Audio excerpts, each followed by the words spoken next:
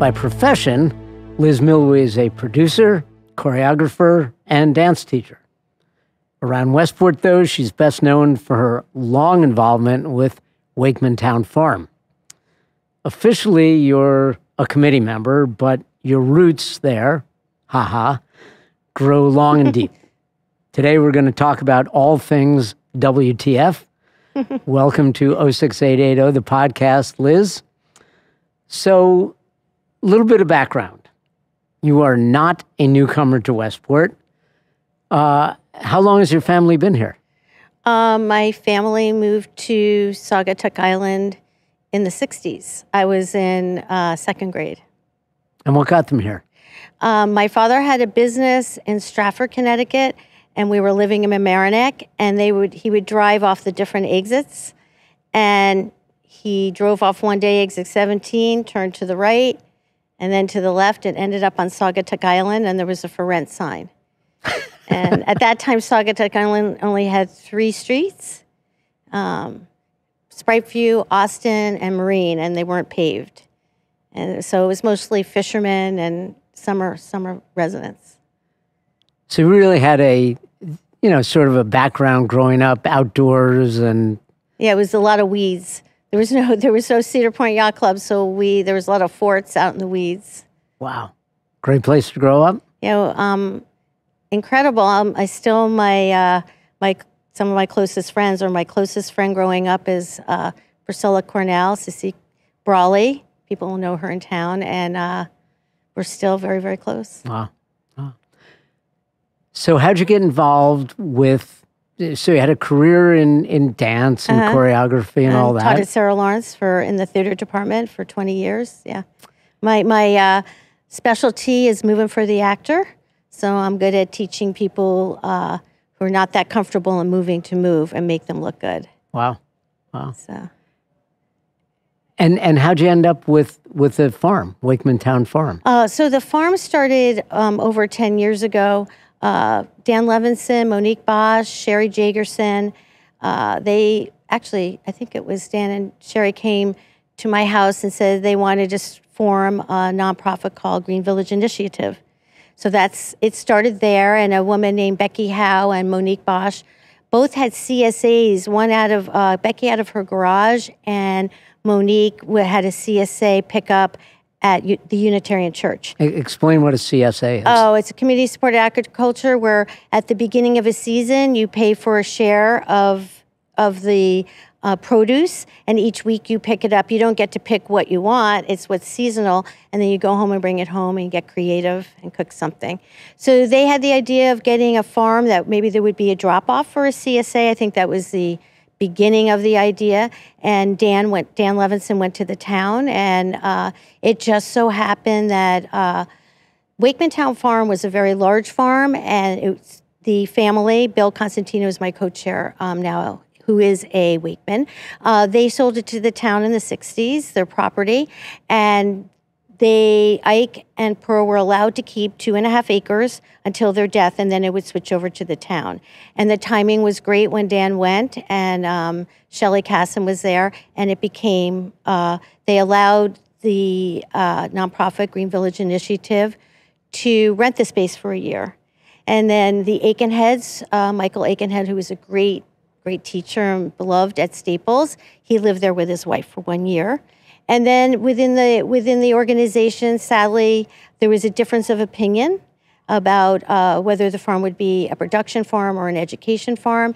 And Green Village Initiative moved on to Bridgeport. They still exist now and do great things. And after a year, the town appointed 3 of us to create a town farm, which was Shelley Casson really had the idea, and so we became part of Parks and Rec, which was very Westport. I mean, how many towns would even think about having a town farm and integrating it? I mean, it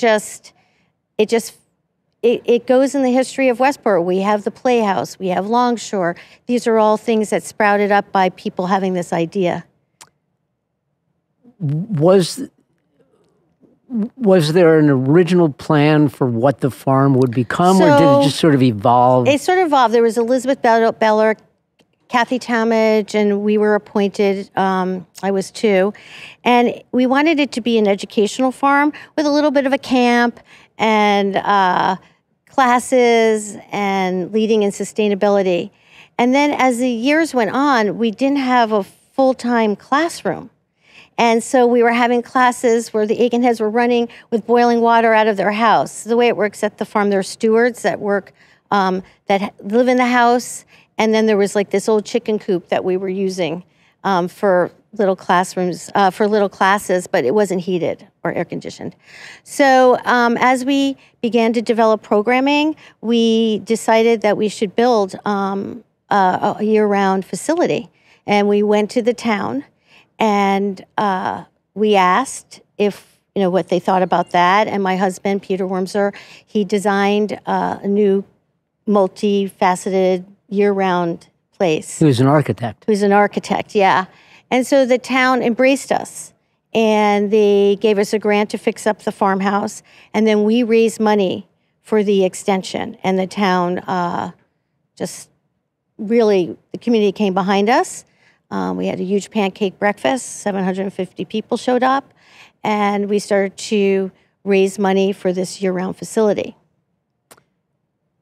So what goes on there? So, but I was going to say something that happened during that time period. Christy Colasordo was on the committee with me, and we didn't know each other. And I asked her, I don't know how this happened, but someone asked me to chair the committee, and I asked Christy if she would co-chair with me. And this became a very close partnership. And we found that when we put the RFP out, the town put the RFP out to get contractors to build this facility, and a lot of local contractors came, but they didn't apply because they felt there was too much paperwork, working with the town. So we ended up getting a contractor that was not local. And so Christy and I sort of became these advocates to make sure that the money was well spent during the construction. And we went there like every morning at 7:30, and we became fast friends. And during this time period, we were brainstorming with all sorts of people about education and having programming there. And we wanted the farm to be a place, like if a kid at Staples doesn't play an instrument or isn't in players or isn't in the arts, or doesn't play sport, this could be a place to get your hands dirty. So during this time, we started to think about the programming, and Christy was a lot more ambitious. I think if I had been alone, I never would have thought, to really put so many programs out.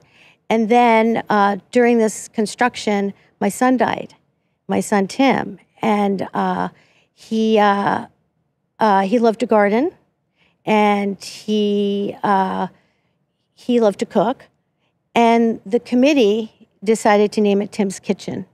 So that was very moving for my husband and for me. And we didn't call it Tim Milwee Wormser Kitchen. We called it Tim's Kitchen because it's for every kid and for everyone. And my son was a heroin addict, and he died of an overdose. And this is very common in our country. It was very sad because he had been clean for over 6 months, and it was shocking. And even though you have a kid that has a problem like that, you never expect that to happen. So the kitchen, for my husband, for me, and the committee embraced us, and the community. There's a lot goes on there now. Yep.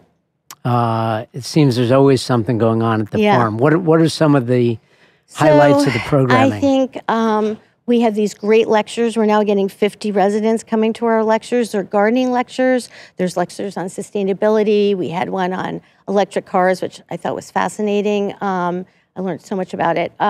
We have so many gardening classes. We also are part of encouraging people. The Pollinator Pathway really started at the farm in terms of bringing it to our town. So what the Pollinator Pathway is, we're encouraging everyone in town, it's very easy, to plant some natives and put a little water in their gardens, and the bees and birds will come from one house to the next. So we're trying to make a highway for the birds and the bees in Westport, and it's been really successful.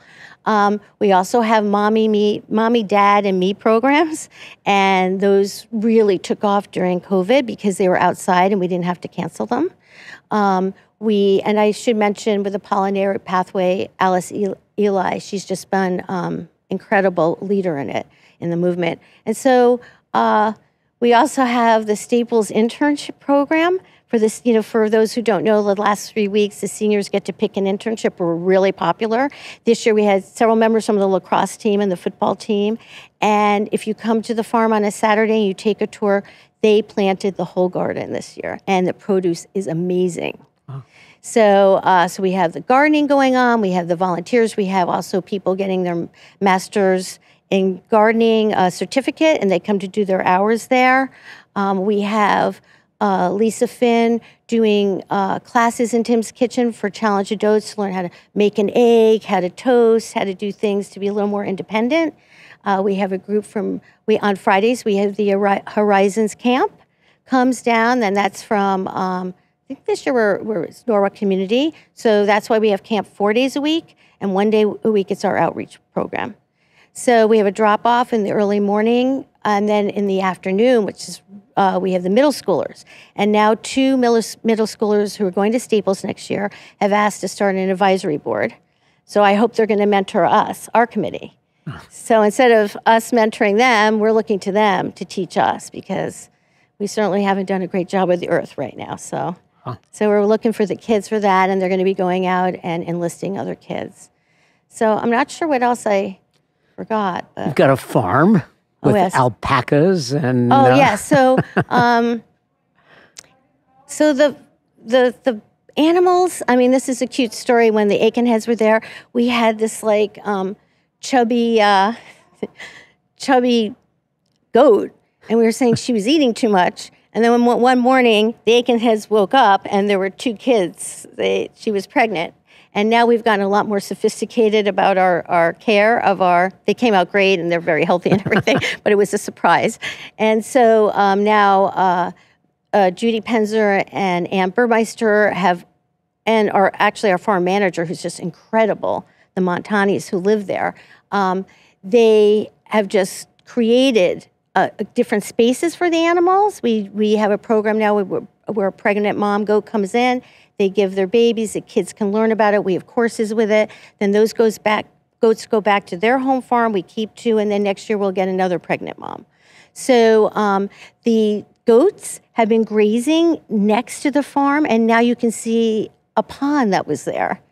So, and then we have a lot of chickens. Another cute story, a Staples senior once snuck in exotic duck eggs into the duck house. And the moms adopted the eggs and sat on them, and we had these crazy-looking ducks running around the farm. So we've had a lot of the animals have brought so much. We have alpacas, sheep, goats, chickens, rabbits, and they are now grazing kind of next to us, where we hope to eventually have an outdoor classroom, and we're talking to the Board of Ed about that, where the pond is. And then the Board of Ed has allowed us across from Wakeman Town Farm. There was an area that wasn't being used. My friend Betsy Kahn kept, saying, Liz, that land's not being used. So we're now planting a pollinator pathway there. The Staples kids now have laid down all this packing so that the bees won't come up, and in the spring we'll do it. Yeah. You've got a farm stand on Saturday mornings. Yeah. So the farm stand, we have 2 farmers. Farmer Ryan and Farmer Sharon, who are just amazing. And the farm stand not just only has great produce, but we have Needs Bakery. We have a lot of local stuff. We have our own honey. We have hot sauce. So it's a great time to come. And also you can feed the animals and meet the farmers. If you have any gardening questions, it's a good time to come. And the farmers are will tell you what you can do in your own garden. And then, well, I guess, when you wrote me down, you said, what did you think about the future? What do I think about the future? So this whole thing of like getting land across the street and a little bit next door, and now we're going to be renovating the barn. We've been raising money for the barn, so we're going to have a year-round store for local products. And then the Sprout House will stay the same. We do everything from seedlings. And then we'll have an area in the barn for little plays for the kids who take camp. Right now we've had the orchestras there. I think you might have been there in the winter.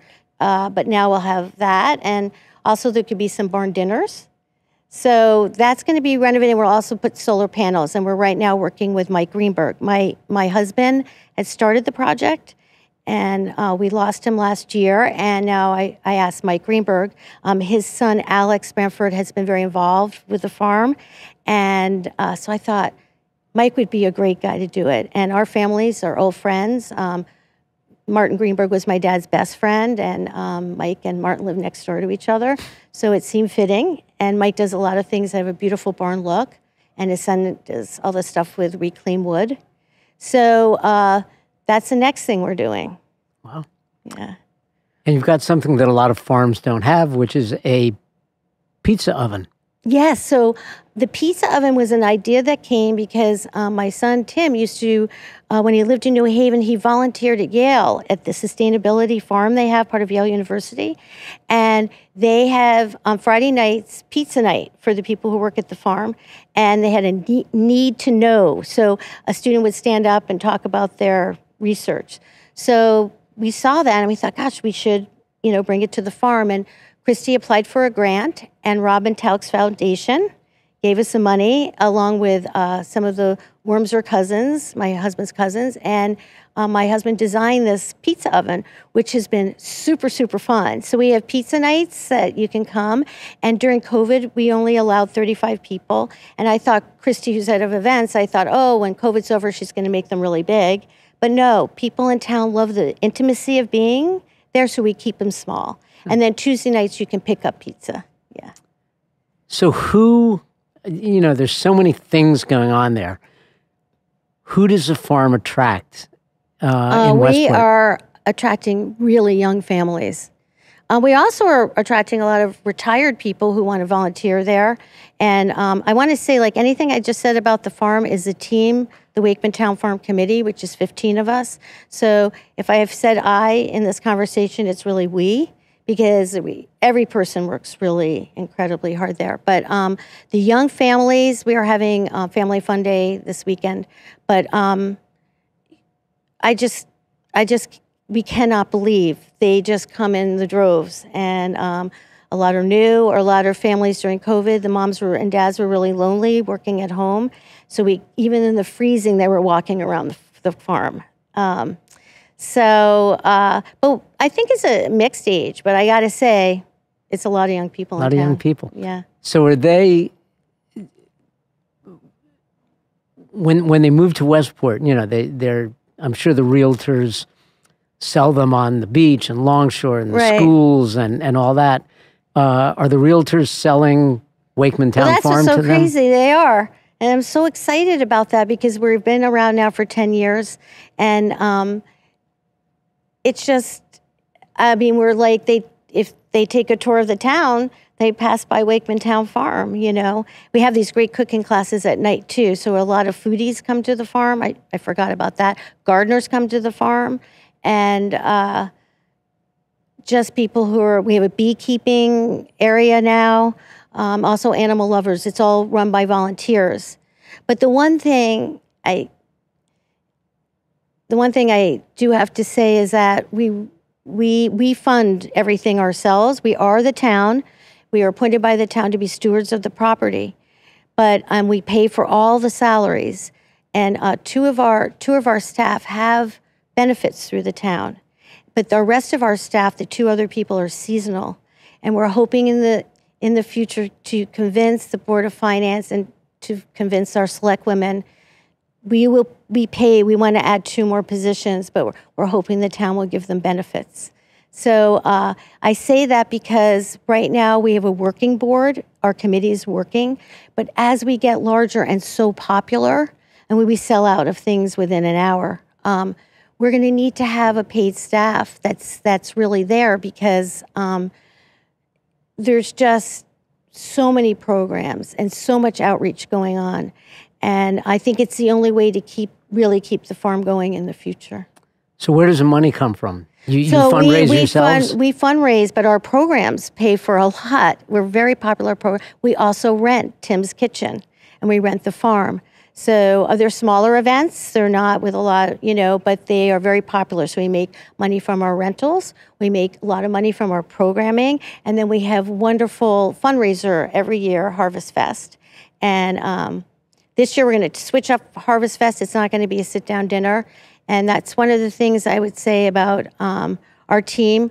We're flexible and we change things up. Mm-hmm. And I think working with Christy, I'm always surprised after I think an event is so good, she'll say to me, well, we could have done this, Liz, or we could have done that, which, okay. So that whole team is like that, yeah. So that's how we raise. And so we have a line in the budget. And taxpayers' money is not going to the salaries. So we are in a great, we are a round hole trying to fit in a square. We're part of the town, but we're unique in a good way. We're unique. And the town does so much for us. Like the registration goes through Parks and Rec, but so for some things. And we do a lot of fundraising too, and grants. And now we have a wonderful woman, Nicole Gerber, who's helping us. She was appointed. And we never had sponsors, and we have a lot of sponsors. So. Wow. Yeah. So what, when you're looking back on all these activities, all these events, all these people, are there one or two examples or anecdotes or stories that you can think of that say to you, this is why I do what I do, and this is why it's worthwhile? It's funny. I was at a tapas class the other night at the farm, and I was taking pictures, and a young man came up to me. He said, "You're so enthusiastic about this." And the room was buzzing. Like the way this chef did it was really fluid, and there were many young couples there, and a lot of them came, their kids told them about the farm. They had taken cooking classes. And I stood back, and I thought, well, one, it's a room my husband designed. It was working really well. And it was young people, along with a couple of people we know from high school, Dan, were there too. But I looked back and I thought, look what we've done here. It's a community, it's a place where people gather. And the same thing, like at the beer festival, when there's so many people, or the egg hunt we had that we thought we had 300 and 1,000 families showed up. What was that? The egg hunt, we had an Easter egg hunt. Yeah, we thought there was going to be 300, 1,000 showed up. I mean, it was like run out of eggs. We were running out. Yeah, they were running down to CVS to get more eggs. So to see that we've been able to attract so many families and that it's a gathering spot. We also have a lot of nonprofits using the space, and to see that the kids are so excited now about it, for me. Nothing can get better than that. Wow. And I just feel like we live in such a special community. I'm not sure. They've just embraced the farm. And I can't thank the town enough, because we are part of the town, and that makes us special, but that's what makes Westport special. And I just, I think John and Jen Montoni, who live in the house, have added another whole excellent, I love the Aikenheads more than anything, and I cried when they left, but they went on to do great things. It was a very amicable, but now John and Jen are there, and they're just rocking it. Yeah. Yeah. Is it Westport only, or are you drawing from We are getting people from other communities, too. So we had a volunteer, sometimes every year we gather people who want to volunteer, and several people are retirees. And I'd also say, there's some people who lived in town who moved out of town who can't afford to live in town now, who are coming back to volunteer, things like that. Looking ahead, 5 years, 10 years, where? Well, I think that where I see us heading is probably getting more land to steward and to be working very closely with the schools because we are on the campus of the schools. We're walking distance of Bedford and Staples. So, and I see that I'm hoping the kids will lead where they want the farm to go. And I think that this new advisory board that's starting, and I meant it, that they're going to mentor us. And they have a lot of ideas. So let's see where they take us. So it sounds like there's sort of a synergy between the farm and young kids, that they, they're very interested in the environment, that they learn from the farm about it, and then they give back. Well, yeah, and then I think we've had several, right now, Shelby Schulman came back. She was a graduate from Staples, and now she's a very well-known beekeeper and runs an association. We have people like Taylor McNair, who works for an environmental foundation. We have lots of students becoming environmental lawyers. We have activists coming back to visit us. So we have Haley Schumann, who's on our committee, who is head of our education coordination. So I think we're influencing the young people. It's a good thing. Sure. Yeah. Last question. Yeah. You've got the magic wand. You can wave it all over the farm, anywhere. What would you wish for? Well, I would wish for a solid staff that has benefits, and we are allowed to add on 2 more full-time positions. Right now, I guess I just want to see it continue on and on and on, just as the Westport Playhouse has. Just as I hope Mocha will be, that we will start a tradition. I won't always be at the farm, but that what we started and the roots of so many wonderful people started this, starting with GVI, moving on to the town. And I just wanted to have a future forever. Great. Yeah. Liz Milwee. Yes. From the Hard to say. from Wakeman Town Farm. It's on 134 Cross Highway. Right there on, as you said, the campus of Bedford Middle School, right next to Staples. If you haven't been, go there, check out the programs, go to the farm stand, see the animals, take a class, have some pizza. And thanks for sharing your thoughts with us, Liz. Thank you. Thank you for having me and for all you do. One longtime Westporter to another, and welcome to all the newcomers. Yes. Check out Wakeman Town Farm. We Thank embrace you. everyone. Thank you.